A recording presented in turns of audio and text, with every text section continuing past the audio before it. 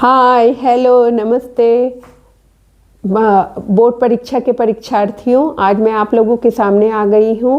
हमारा एक बहुत ही महत्वपूर्ण हिंदी व्याकरण का विषय अलंकार, इसके बारे में बात करने के लिए आई हूँ। और जो मुख्य अलंकार के भेद हैं जो आपको कक्षा 9वीं और 10वीं में पढ़ने हैं, इस वीडियो में वो दोनों ही एक साथ हैं। 10वीं वाले विद्यार्थी अपने भाग पर ध्यान देंगे और 9वीं वाले विद्यार्थी अपने भाग को पढ़ेंगे। ठीक है, तो चलिए शुरू करते हैं हम लोग। अलंकार की रसनाक यात्रा, मतलब रस से भरी यात्रा। अलंकार यानी कि आभूषण।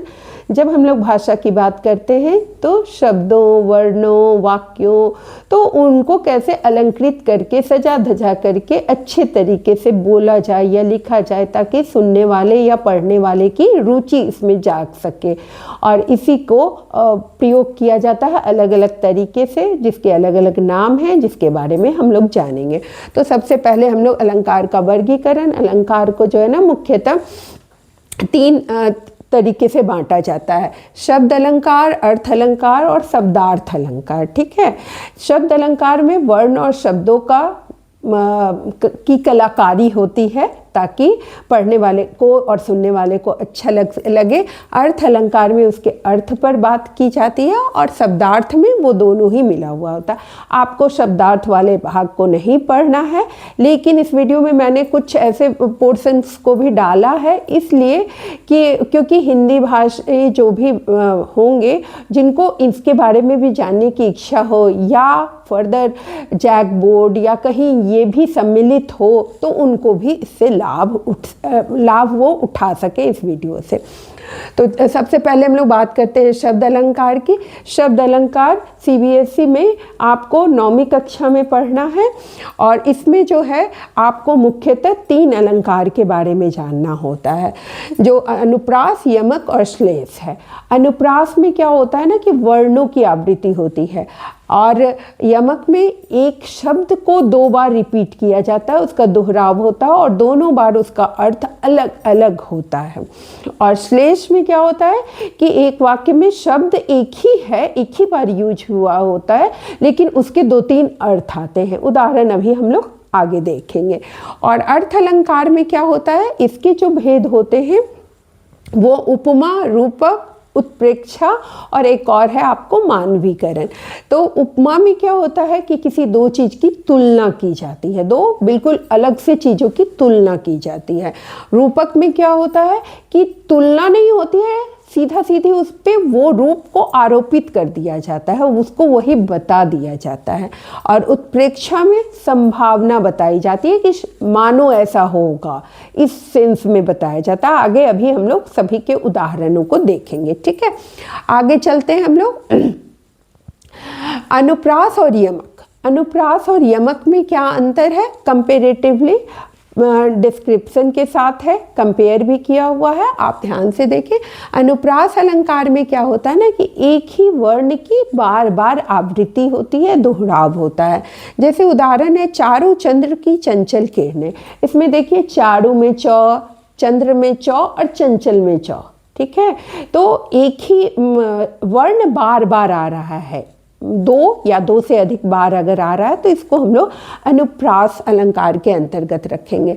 जबकि यमक अलंकार में क्या होता है कि एक शब्द की पूर्णावृत्ति होती है, मतलब वो 2 बार आता है और दोनों बार खासियत ये है कि वो अलग अलग अर्थ को बताता है।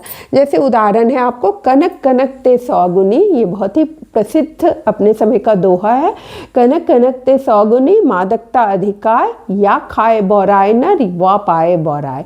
तो कनक यहाँ पे एक सोना को कहा जाता है और धतुरा को भी कनक कहा जाता है। और कहा जाता है कि धतुरा के असर से लोग थोड़ा सा, मतलब बौड़ाना मतलब क्या हुआ कि थोड़ा सा अनस्टेबल बिहेवियर करने लगते हैं, और ज़्यादा संपत्ति भी मिलती है तो लोग कुछ वैसा ही करने लगते हैं। आगे चलते हैं हम लोग।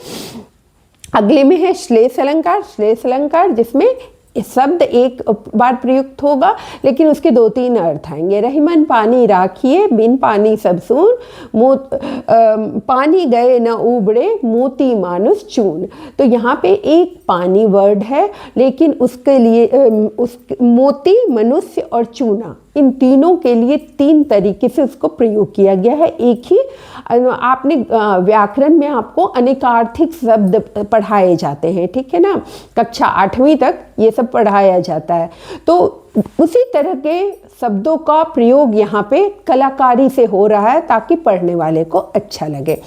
और ये अगला भाग है जो अभी आपको सीबीएसई में नहीं पढ़ना है, लेकिन अगर किसी और बोर्ड के परीक्षार्थी को इसकी ज़रूरत हो तो वो इसको देख सकते हैं। अगला हम लोग आते हैं उपमा और रूपक अलंकार के में क्या तुलना है। एक साथ पढ़ने से क्या है ना कि वो तुलनात्मक आपको समझ में आ जाएगा कि उपमा अलंकार में क्या है कि तुलना की जा रही है, रूपक में भी तुलना ही की जा रही है, लेकिन उपमा में क्या है कि उससे बीच में एक शब्द सा, सी, से, सम, सरी, उसके जैसा के सेंस में ऐसे वर्ड बीच में आते हैं और उससे जो है उसको कंपेयर किया जाता है, ये क्लियर समझ में आता है। जैसे चांद सा मुखड़ा, ठीक है।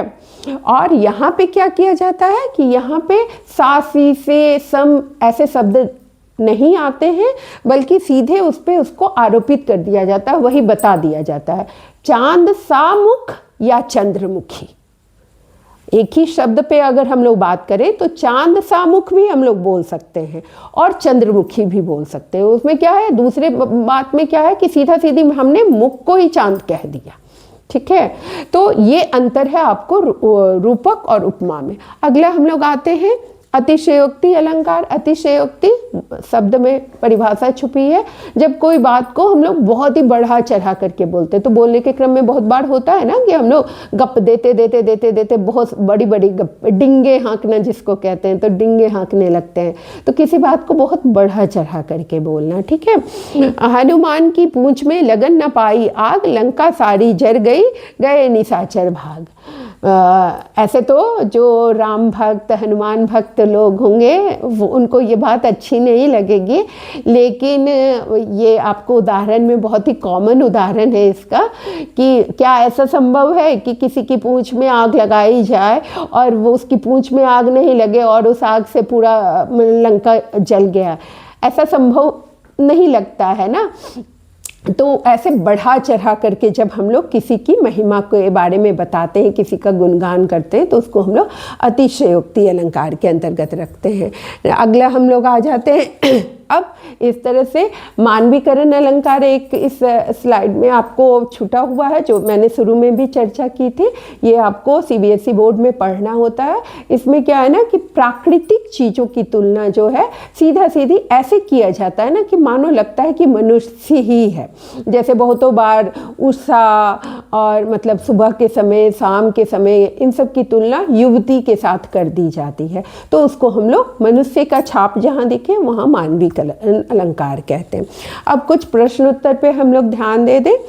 पहला प्रश्न जैसे है जल में कुंभ, कुंभ में जल है। यहाँ पे कुंभ शब्द 2 बार प्रयुक्त हुआ है और दोनों बार इसका अर्थ आपको अलग अलग है, ठीक है ना।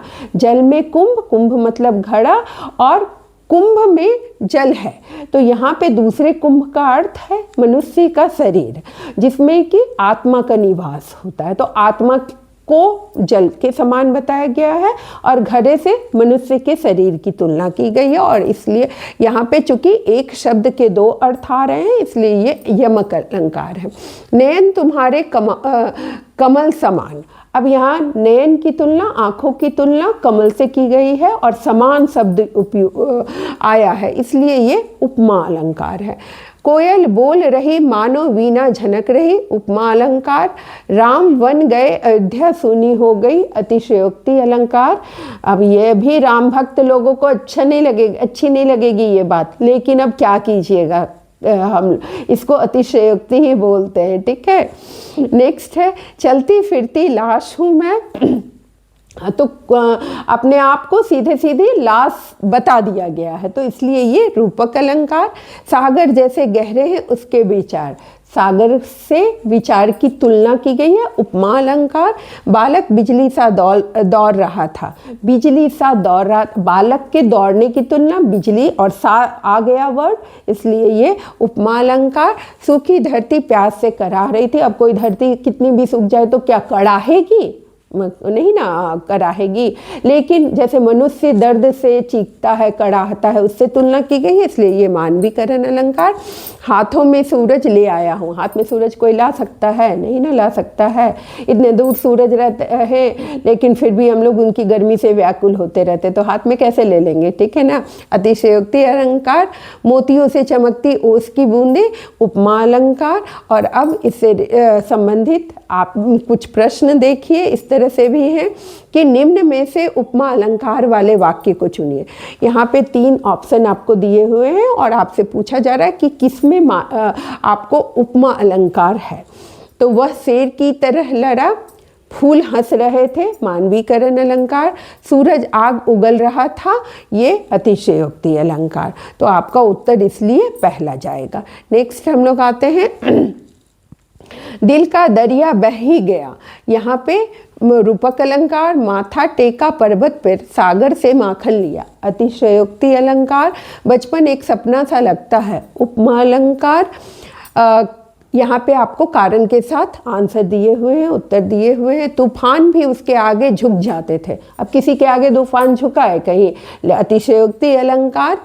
चांद सी सूरत, सितारों सी आंखें, सी आ गया और तुलना है तो उपमा। उसके बाद विद्या धन है, अब विद्या को सीधा सीधी धन संपत्ति से बता दिया गया, ये नहीं कि विद्या साधन, ठीक है ना, बल्कि सीधा सीधी विद्या को धन बता दिया गया, इसलिए इसको रूपक अलंकार के अंतर्गत रखते हैं हम लोग। उसके बाद लोहे को पिघला दे ऐसी नज़र, अब किसी की नज़र क्या लोहे को पिघला सकती है? लेकिन बोलने में लोग बोलते हैं, ठीक है ना, तो ये अतिशयोक्ति अलंकार। और इस तरह से हमारा मुख्य अलंकार के सारी चीज़ें बहुत ही खत्म हुई। और इनको दोहराइएगा और अधिक से अधिक इसका अभ्यास कीजिएगा ताकि आपको कन्फ्यूजन ना रहे। ठीक है, धन्यवाद।